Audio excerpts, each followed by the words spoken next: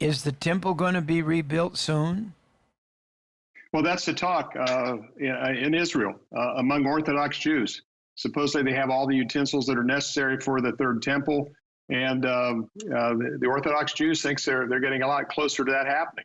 They felt that in a normalized relationship situation that might be much more possible today than previously. That's the interesting thing about all this, Jim, is we had such an incredible president that's a friend of Israel. And I have one chapter on every American president back to Woodrow Wilson and their relationship with the Jewish people or with Israel.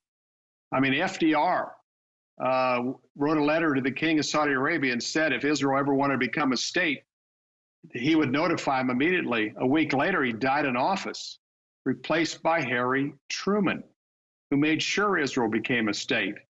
John Kennedy did not want to see Israel become a nuclear power. He became easier to work with toward the end, but tragically, he was assassinated in Dallas, replaced by Lyndon Johnson, who up before Trump was considered the best friend Israel ever had and was a key president to be in place in 1967.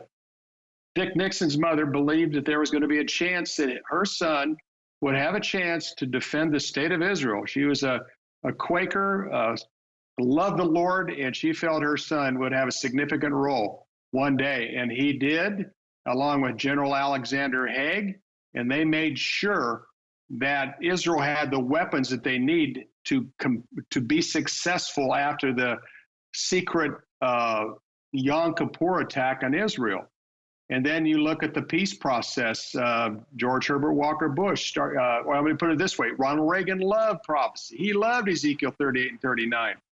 And so all the presidents had a role in this, Jim. I think our American presidents have a divine role domestically, but I think they're one of the greatest in a lot of ways we can defend this. Is the presidents of the United States have had a very significant role on Israel from the beginning to this point, and even President Trump, who I've said before has done more for Israel than all American presidents before combined, is very significant because this peace plan has accelerated final day events. It's accelerated some of the one world order applications.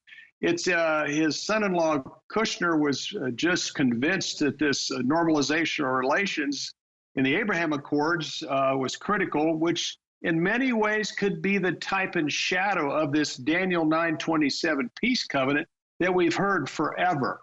So in a long answer to your comments there, yeah, I mean, we're watching, look watch what's happening right now with Iran, Turkey, and Russia.